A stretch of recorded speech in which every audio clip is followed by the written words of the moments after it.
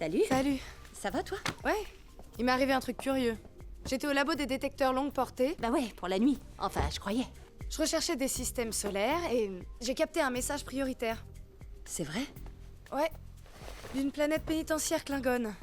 Non. Je te jure, une armada Klingon a été détruite. 47 vaisseaux. Et donc, tu retournes pas du tout au labo ce soir? Gaïla, qui c'est? Qui donc? Le bec à foin que j'entends respirer. Tu m'entends respirer d'où t'es? Encore toi? Demain je me lève tôt. Tu vas échouer. A plus, Kayla. Dehors! Si je réussis, tu me diras ton prénom? Non! Au revoir. Je trouve que le fait que t'aies intercepté ce message, c'est passionnant. Nous venons de recevoir un appel de détresse provenant du Kobayashi Maru. Suite à une baisse de puissance, le vaisseau dérive. Starfleet demande qu'on aille les secourir. Starfleet demande qu'on aille les secourir. Capitaine. On a une alerte. 2 vaisseaux Klingons sont entrés dans la zone neutre et verrouillent leurs armes sur nous. Bon, rien de grave. Rien de grave. Vous cassez pas. Il a dit, vous cassez pas?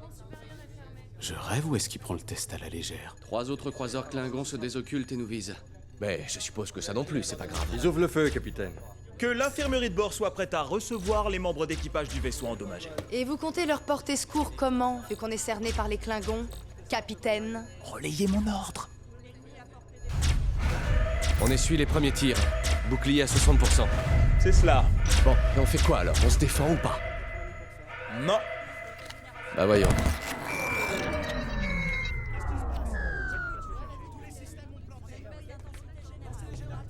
Eh ben, qu'est-ce que ça veut dire? Torpille à photon armé paré à faire feu sur l'ennemi. À vos ordres. Leurs boucliers sont activés, Jim. Vous croyez? Non. Désactivés. Feu sur tous nos ennemis, une torpille par vaisseau suffira, on économise nos munitions. Cible verrouillée et acquise sur l'ensemble des vaisseaux. Feu!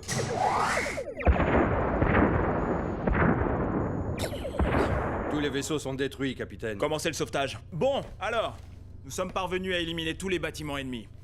On ne déplore aucun blessé, et le sauvetage glorieux de l'équipage du Kobayashi Maru est d'ores et déjà en bonne voie. Comment ce genou a pu réussir votre test? Excellente question. Cette séance a pour objet de résoudre une question troublante. James T. Kirk, veuillez avancer.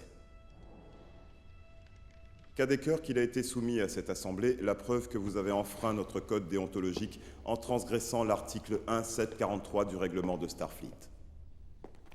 Avez-vous quelque chose à dire avant que nous commencions, monsieur? Oui, j'estime avoir le droit d'être confronté à mon accusateur.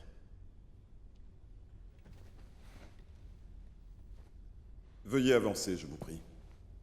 Le commandeur Spock est l'un de nos plus brillants diplômés. C'est lui qui programme le test de Kobayashi Maru depuis 4 ans.